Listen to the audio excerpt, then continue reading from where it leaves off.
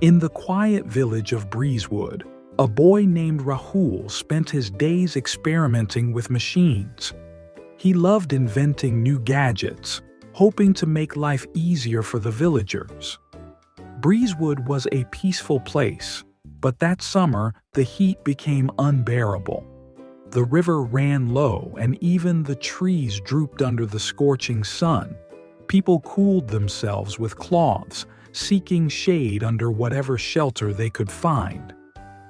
"If only we could have a breeze," they sighed. Rahul watched as the villagers suffered and decided to find a solution. He built a giant wind-catching machine designed to trap the wind in glass jars.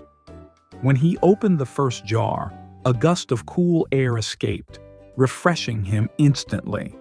Delighted, he ran to the village square and announced, "I have found a way to save us from the heat. I will sell fresh air to anyone who needs it." At first, the villagers were amazed. They bought jars of wind, opening them when they needed relief.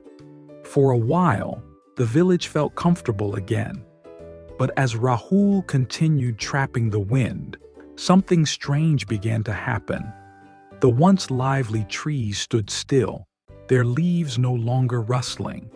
The river, which had always carried tiny waves across its surface, became mysteriously calm.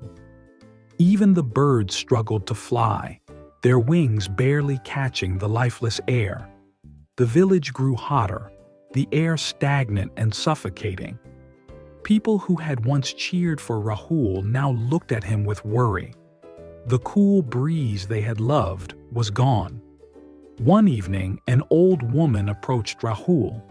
She placed a gentle hand on his shoulder and said, "You cannot trap what belongs to everyone. The wind is not yours to sell." Rahul's heart sank as he looked around. He had been so focused on his invention that he hadn't realized the harm he was causing. He rushed back home and gathered every jar he had filled. With determination, he climbed to the highest hill of the village, Breezewood. As he stood at the peak, he hesitated for a moment. Then, with a deep breath, he opened the jars one by one. A powerful gust of wind rushed out, swirling around him and racing down the hill into the village. The trees began to swing, the river danced with waves, and the birds soared freely once more. The villagers cheered as the fresh air returned, cooling their faces and filling their lungs.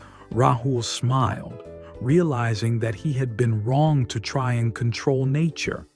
From that day on, Rahul used his skills wisely. Instead of trapping the wind, he built windmills that harnessed its energy without harming it.